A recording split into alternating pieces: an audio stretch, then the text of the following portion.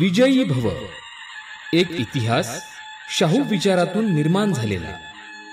लेखक संदीप रामराव काळे. विजयी भव या पुस्तकाचं अभिवाचन.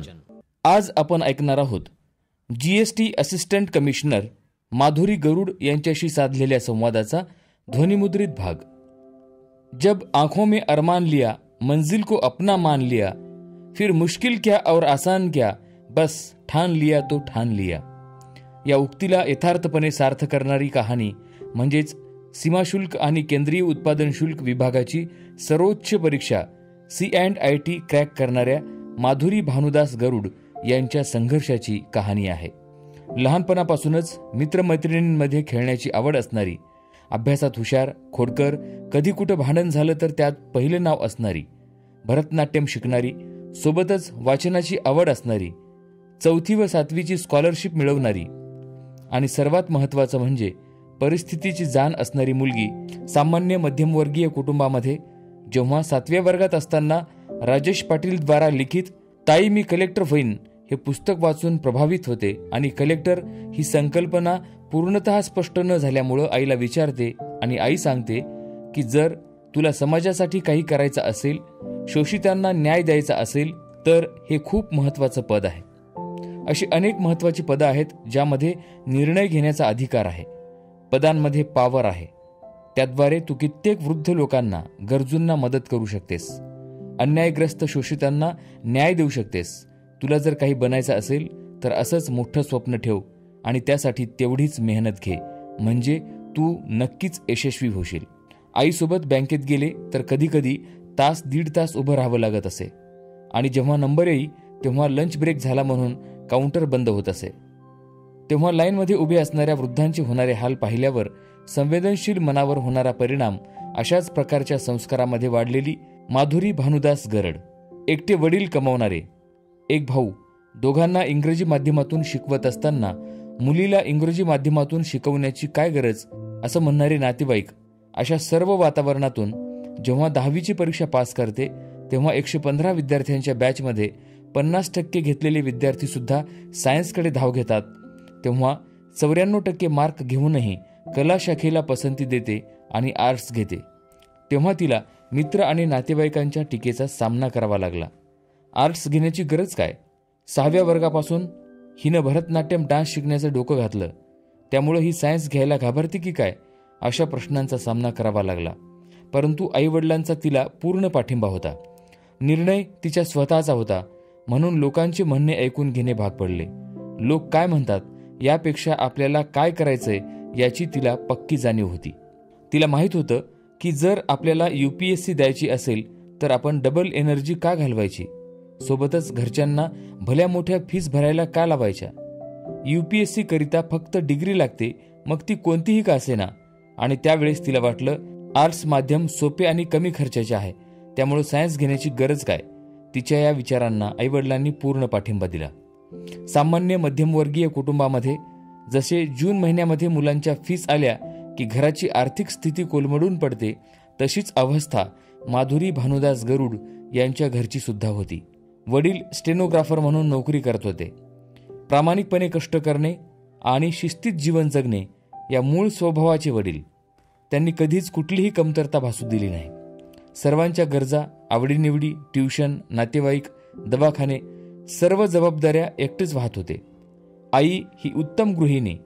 तुम्हाला जे करायचे ते करायचेच असते, त्यासाठी कोणतेही कारण सांगायची गरज नाही, मग ते तब्येतीचे कारण का असेना. डायबिटीस पेशंट असून सुद्धा आईनं कधीही कोणतंही कारण सांगितलं नाही. तब्येतीची कधीच कुरकुर केली नाही.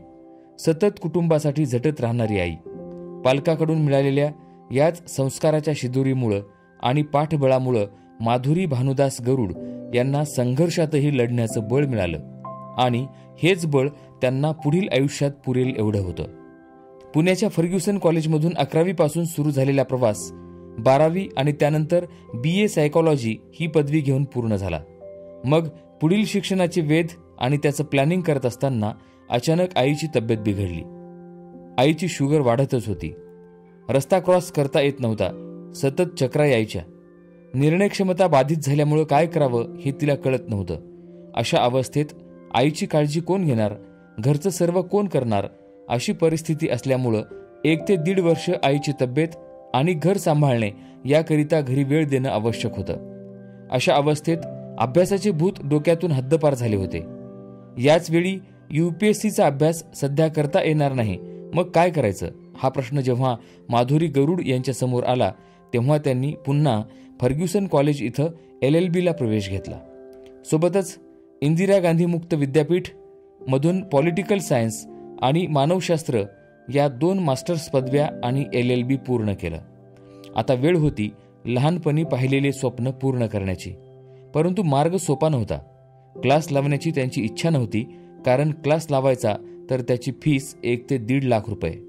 एवढी फीस कुठून देणार हा एक कठीण प्रश्न त्यांच्या समोर उभा राहिला. बालवयापासून कठीण परिस्थितीशी लढण्याचं मिळालेलं बळ त्यांना या ठिकाणी सुद्धा कामी आलं. काही करण्याची प्रबळ इच्छा असेल आणि त्याकरिता तेवढीच तुमची धडपड असेल तर मार्ग निश्चितच सापडतात. त्यासाठी हवी असते जिद्द. मग हीच जिद्द भयंकर लाटांमधूनही नौकेला किनाऱ्यावर आणू शकते. अशातच मैत्रिणीनं सल्ला दिला, अगं या क्लासेसच्या स्कॉलरशिप एक्झाम असतात, त्यामध्ये टॉप केलं तर या फीस माफ होऊ शकतात. मार्ग मिळाला. या फीसच्या समस्येचा सामना करायचा असेल तर ह्या क्लासेसच्या स्कॉलरशिप परीक्षा क्रॅक कराव्या लागतील. हा विचार करून त्यांनी अभ्यास केला आणि बॅक टू बॅक 2 वर्ष 2 क्लासेसच्या स्कॉलरशिप परीक्षा क्रॅक केल्या. परंतु संपतील त्या समस्या काय, थकेल तो योद्धा काय आणि ज्यामध्ये तुमचा कस लागणार नाही तो संघर्ष काय. जोपर्यंत जीवन आहे तोपर्यंत समस्या आहे आणि जोपर्यंत तुमच्या जिद्द आहे तोपर्यंत संघर्ष आहे. एका समस्येचं समाधान होताच पुन्हा दुसरी समस्या उद्भवली. ती म्हणजे सांगवीमधून कोथरूड आणि पुणे शहर क्लासेसकरिता करावा लागणारा प्रवास.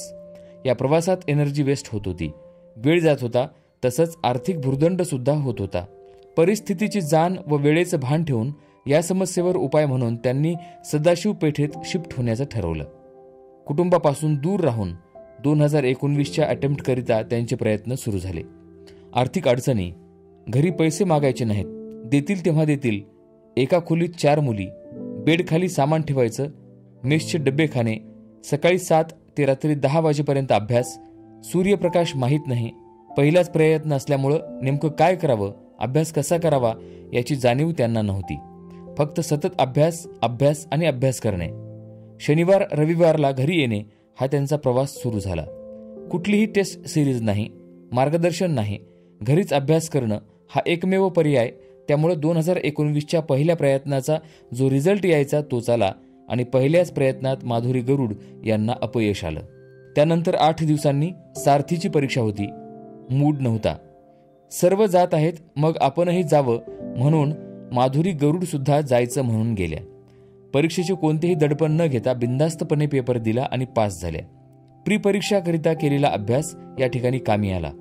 या परीक्षेत यश मिळाल्यामुळं माधुरी गरुड यांचा एक सर्वात मोठा फायदा झाला, तो म्हणजे हरवलेला आत्मविश्वास त्यांना परत मिळाला. दुसरा फायदा म्हणजे आता त्या एकट्या नव्हत्या. आता त्यांच्या प्रत्येक संघर्षात त्यांना सारथीची साथ मिळणार होती. माधुरी गरुड म्हणतात, जवळपास माझ्यासह 150 ते 200 विद्यार्थ्यांना सारथीनं दिल्लीला नेलं. त्या ठिकाणी खूप काही शिकायला मिळालं. यावेळी माधुरी गरुड यांना जाणीव झाली की 2019च्या प्रीमध्ये फेल होणं खरं तर हे सुदैवच होतं. कारण प्री निघाली असती तर मेनमध्ये फेल आणि मेन निघाली तर इंटरव्ह्यूमध्ये फेल. पाया मजबूत करण्याची संधी मिळाली नसती. यानंतर माधुरी गरुड यांनी 2 ठिकाणी ट्युशन घेणे सुरू केले. त्या म्हणतात, मी अपयशाला घेऊन बसत नाही. रडत बसणं हा माझा स्वभाव नाही. लढणं ही माझी वृत्ती आहे. मला कितीही खाली पाडलं की मी पुन्हा उठून उभी राहते. या बाबतीत मी बेशर्म आहे. मधल्या काळात आईची तब्येत, फर्ग्युसन कॉलेजला सुरू असलेले LLBचे शिक्षण, मुक्त विद्यापीठाच्या पॉलिटिकल सायन्स व मानवशास्त्र या 2 मास्टर्स डिग्रीचा अभ्यास, यामध्ये 2020चा अटेम्प्ट दिलाच नाही. नातेवाईक म्हणायचे, फक्त शिकतच आहे, हिला कळत नाही नेमकं काय करावं, एकाच वेळी 3 डिग्र्या करत आहे. आता वेळ होती नव्या दमानं पुन्हा भरारी घेण्याची. 2021च्या प्रीचा अभ्यास सुरू झाला. लहानपणापासून सर्व इतिहास डोळ्यांसमोर होता. कोरोनाचा काळ होता. कोणी कोणाला भेटत नव्हतं. माधुरी गरुड अचानक सोशल मीडियावरून गायब झाल्या. लोकांनाही काही फरक पडला नाही. 1-2घांनी फोन करून विचारलं, ठीक आहेस ना? माधुरी गरुड म्हणतात, तुम्ही आहात की नाही, कुटुंबाला सोडून कोणालाही फरक पडत नाही. सोशल मीडियावर तुम्ही एखादी पोस्ट टाकता, लोक पाहतात, वाटलं तर लाईक करतात आणि वरती स्क्रोल करतात. बस, आपण एक स्क्रोल असतो समाजासाठी. एक स्क्रोल याहून अधिक काही नाही. दिवसभर अभ्यास, अभ्यास आणि अभ्यासच. कोरोनामध्ये माधुरी गरुड यांच्याकडे दुसरा पर्याय नव्हता. त्यांना गीत ऐकण्याची आवड असल्यामुळं अभ्यास करून आलेला थकवा घालवायचा झाल्यास किशोर कुमार यांची गाणी ऐकायची. एक छोटीसी नोकरी का तरफदार हूं मैं हे त्यांचं आवडतं गीत. उत्साह कमी होत आहे असं वाटलं तर पियुष मिश्रा यांचं आरंभ है प्रचंड है, बोलो मस्तकों के झुंड आज जंग की घडी तुम गुहार दो हे गीत आहेच. या अभ्यासाचा परिणाम सुद्धा तसाच आला. माधुरी गरुड प्री पास झाल्या. सारथीनं मेन्सच्या विद्यार्थ्यांचा ग्रुप बनवला. त्यामध्ये रोज नवनवी माहिती मिळायची. प्रिलिम पास झाल्यावर मेन्सच्या तयारीकरिता 50,000 रुपये दिले. त्यामुळं टेस्ट सिरीज व इतर साहित्य घेण्यासाठी मदत झाली. मेन्स क्लिअर केल्यानंतर इंटरव्ह्यू करिता सारथीनं पुन्हा 15,000 दिले, ज्यामुळे फॉर्मल ड्रेस, शूज आणि इंटरव्ह्यूची तयारी सहज करता आली. माधुरी गरुड म्हणतात, सारथीनं इंटरव्ह्यूची तयारी खूप छान करून घेतली. मॉक इंटरव्ह्यूच्या पॅनलमध्ये सुद्धा तज्ज्ञ व्यक्ती होते. या इंटरव्ह्यूमध्ये माधुरी गरुड यांना 98 गुण मिळाले. तेव्हा पॅनलनं सांगितलं होतं, मेनमध्ये इंटरव्ह्यूमध्ये तुम्ही 190 गुण क्रॉस करणार. तेव्हा माधुरी गरुड यांना वाटलं, सर माझा आत्मविश्वास वाढावा म्हणून म्हणत असतील.